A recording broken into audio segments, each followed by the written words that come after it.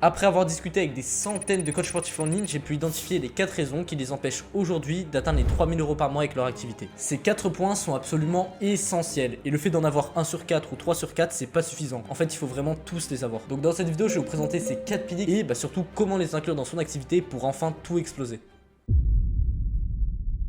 Le premier pilier, ça va être la niche. En fait, l'erreur que font la plupart des coachs sportifs en ligne, c'est de pas se nicher, de pas s'adresser à une clientèle cible tout simplement. Beaucoup pensent que le fait de se nicher, ça va restreindre leur marché, ça va leur faire perdre beaucoup de clients, mais en fait c'est totalement faux ça. Les gens qui recherchent du coaching en ligne vont se tourner vers la personne qui répond le plus précisément possible à leurs besoins à eux. Et ça, c'est quelque chose de fondamental que vous devez comprendre. Je vais vous donner un exemple pour que ce soit plus clair. Si on prend un père de famille qui a la quarantaine, qui veut perdre du poids, vers quel coach est-ce qu'il va se tourner? Soit le coach qui veut aider tout le monde, qui s'adapte au profil de ses clients, donc qui n'a pas véritablement de niche, soit le coach qui cible les pères de famille qui ont entre 35 et 50 ans et qui veulent perdre du poids. Bien évidemment, il va faire appel au deuxième parce qu'il répond plus précisément à ses besoins. Même si le premier, il peut lui permettre d'avoir des coachings personnalisés, ce sera jamais autant adapté et lui, il aura plus confiance avec quelqu'un qui cible véritablement son profil. Du coup, oui, tu vas peut-être passer d'un marché de plusieurs millions de personnes à un marché de quelques dizaines de milliers de personnes, mais ces gens-là feront beaucoup plus facilement appel à toi. Donc finalement, en te nichant, tu obtiendras des clients beaucoup plus facilement. Autre point important, en te nichant, tu vas pouvoir apporter de meilleurs résultats à tes clients parce que forcément, si tu te concentres sur un groupe précis de personnes, tu vas pouvoir répondre plus précisément à leurs besoins. Donc finalement, meilleur résultat à tes clients, obtenir des clients plus facilement et passer moins de temps de travail parce qu'il n'y aura pas des programmes personnalisés, etc. Donc comme tu le vois, c'est vraiment tout bénéf de se nicher. Maintenant, comment trouver sa niche? Alors je vais te présenter plusieurs moyens, mais le meilleur selon moi, c'est tout simplement d'accompagner des personnes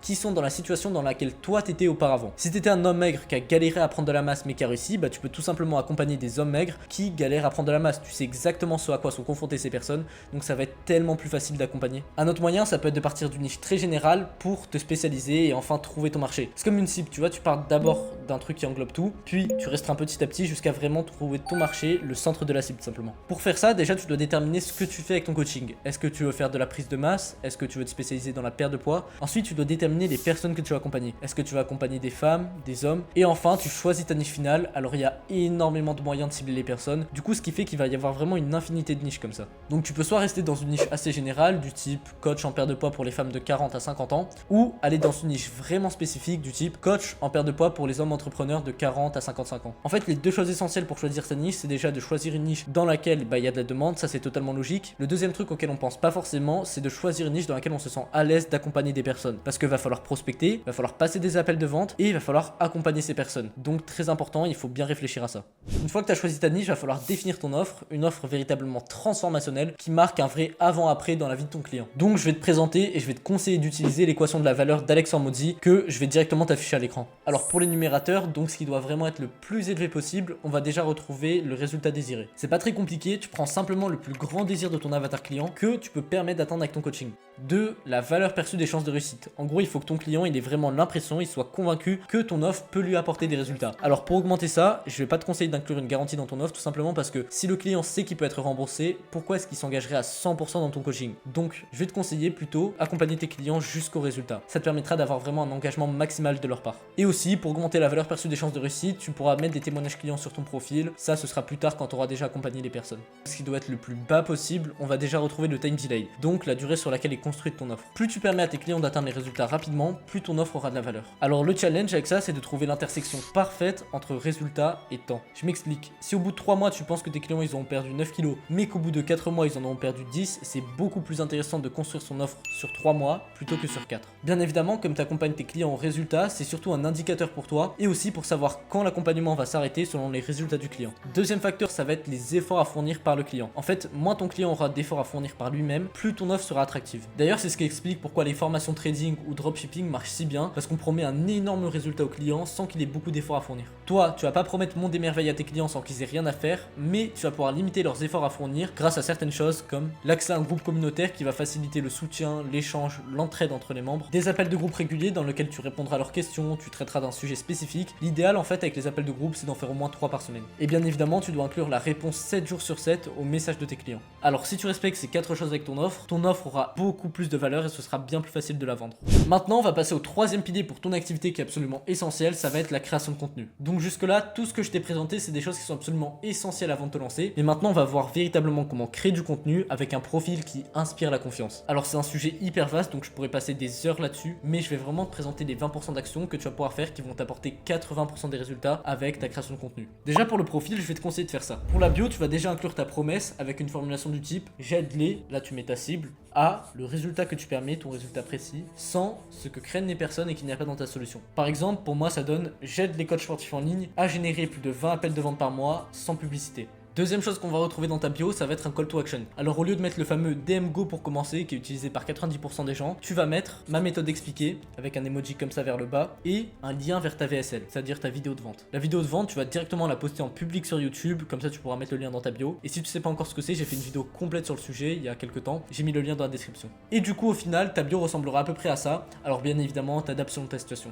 Pour tes stories à la une, je vais te conseiller d'en faire 3. La première, ça va être mon histoire, face caméra, tu vas raconter qui tu es, ton parcours, comment t'en es arrivé là. Vraiment c'est très important pour créer une connexion avec ton audience. Même si t'es pas encore à l'aise à l'idée de le faire face caméra, vraiment force-toi, parce que les personnes que tu as prospectées, même les personnes qui vont regarder ton contenu, si elles savent pas qui tu es, ça va être très compliqué derrière de réserver des appels. La deuxième story à la une que tu vas faire, ça va être témoignage plus résultat. C'est là où tu vas mettre toutes les social proof que tu as, photos avant après, témoignages écrits, témoignages vidéo, vraiment tout ce qui montre que ce que tu fais fonctionne et apporte des résultats à tes clients. Et la troisième story à la une que tu vas faire, ça va être cadeau. Cadeau, c'est là où tu vas mettre tous les contenus que tu offres gratuitement à ton audience, que ce soit tes lead magnets, que ce soit tes vidéos YouTube, que ce soit tout ce qui est PDF d'entraînement, etc. Tu vas mettre tout dans cadeau. Donc voilà pour le profil et pour ta création de contenu maintenant. Alors là, je vais parler exclusivement du contenu pour Instagram, mais par la suite, tu pourras aussi faire une chaîne YouTube comme moi. Pour l'instant, déjà, concentre-toi sur Instagram et tu verras par la suite. Alors avant que je t'explique ce que tu dois faire en termes de création de contenu, tu dois d'abord comprendre à quoi ça va servir. Déjà, le premier but, ça va être d'avoir une vitrine quand tu vas prospecter. C'est-à-dire quand tu vas envoyer des messages à des personnes, quand elles vont tomber sur ton profil, qu'elles voient que tu apportes de la valeur, que tu t'y connais dans ton domaine, ça va augmenter ta crédibilité et ça va augmenter largement ton taux de réponse en prospection. La deuxième utilité de la création de contenu, ça va être d'avoir une source de prospects. Vu que tu fais du contenu ciblé qui s'adresse exactement aux mêmes personnes que tu cibles avec ton coaching, toutes les personnes qui vont liker tes publications, qui vont commenter tes posts, qui vont regarder tes stories et tout, toutes ces personnes-là vont être potentiellement intéressées par ton coaching. Et derrière, tu vas pouvoir leur envoyer un message. Alors oui, ce deuxième objectif, donc d'avoir des prospects, c'est pas quelque chose que tu vas utiliser majoritairement au début, parce que tes vidéos vont peut-être faire 10 likes, même 5 likes, mais c'est totalement ok. Le but principal pour l'instant, c'est d'avoir une vitrine. Donc maintenant, quel type de contenu est-ce que tu dois faire? Déjà, va y avoir le contenu d'autorité, va y avoir le contenu de connexion ensuite, et va y avoir le contenu de valeur. Le contenu d'autorité, c'est le contenu qui va servir à augmenter ta crédibilité aux yeux des gens. Donc ça peut être tes témoignages clients, si derrière t'es invité à des podcasts, des trucs comme ça, c'est vraiment tout ce qui montre que tu pèses dans le game, que t'es reconnu. Alors ce type de contenu, ça va représenter seulement 10% du contenu sur ton profil. Le contenu connexion, ça va être un contenu plus personnel. C'est un contenu vraiment où tu vas parler de toi, tu vas parler de ta vie, tu peux faire des vlogs, des trucs comme ça. Et vraiment, le but, ça va être de créer une connexion avec ton audience. Par exemple, sur mon profil en épinglé, j'ai fait une vidéo faire 2000 € par mois à 16 ans. Donc le contenu de connexion, ça va être plus présent que le contenu d'autorité sur ton profil. Genre ça va représenter 15 à 20% de ton contenu. En fait, l'idéal, c'est que tu en aies au moins une sur ton profil.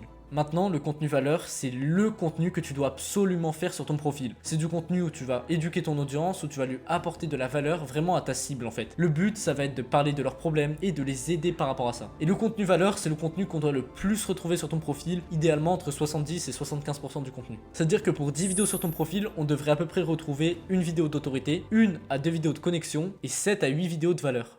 Voilà pour ta création de contenu. Maintenant, je vais te présenter le quatrième pilier qui va te permettre d'atteindre les 3000 € par mois avec ton activité en ligne, qui va être la prospection. En fait, la prospection, c'est vraiment le pilier qui va te permettre de générer des appels de vente, donc d'obtenir des clients. Et comme tu l'as remarqué dans cette vidéo, j'ai vraiment tout classé en ordre. En fait, tu dois d'abord définir ta niche avant ton offre avant de faire ton profil et ta création de contenu, et faire de la création de contenu avant de commencer à prospecter. Et donc, si tu es là et que tu as les 3 piliers pour ton activité, tu vas pouvoir commencer la prospection.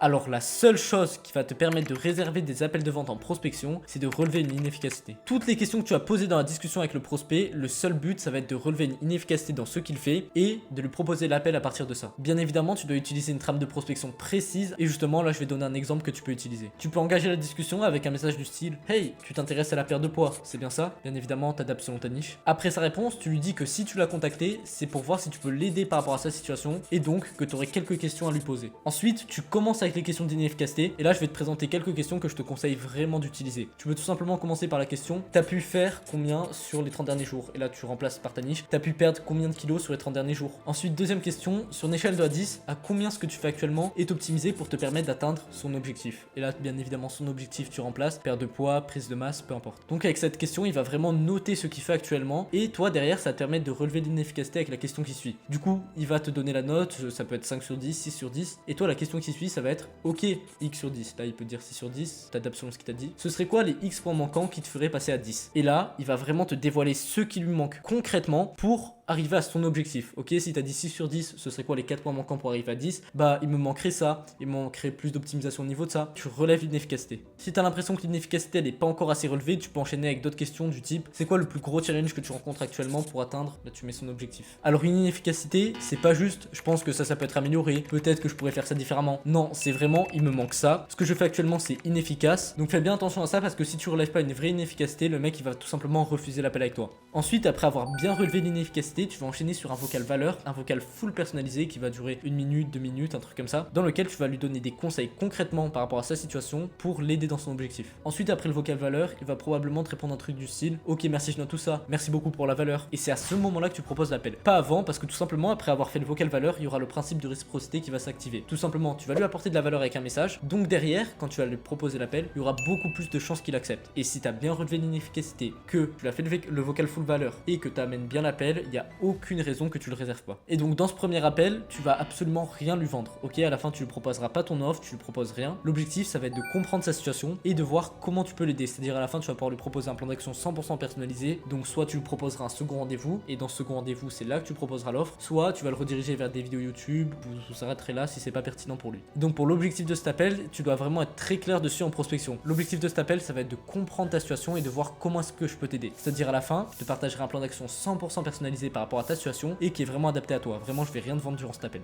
Alors la prospection, c'est vraiment un sujet super vaste. Là, j'ai peut-être abordé 3% de ce que c'est, parce que derrière, il y a la gestion d'objections, comment recadrer une discussion, comment vraiment relever une inefficacité, comment trouver des prospects à l'infini. Enfin bref, il y a tellement de choses à aborder. Donc si aujourd'hui tu appliques ces 4 piliers à ton activité, donc que tu as une bonne niche, que tu as une bonne offre, que tu as un profil qui inspire la confiance et que tu as une bonne prospection, c'est vraiment impossible que tu n'atteignes pas les 3000 € par mois. Maintenant, si tu veux réserver un appel avec moi 100% gratuit et qui ne t'engage en rien, dans lequel on va comprendre ta situation et à la fin duquel je vais pouvoir te partager un plan d'action 100% personnalisé, c'est-à-dire je te vendrai absolument rien, tu peux cliquer sur le lien Calendly dans la description. Et si t'as pas envie de réserver un appel, tu peux tout simplement rejoindre le canal WhatsApp, pareil 100% gratuit et qui ne t'engage en rien, dans lequel je partage tous les jours énormément de valeur pour t'aider à développer ton activité de coaching. Tu peux tout simplement cliquer sur le premier lien dans la description.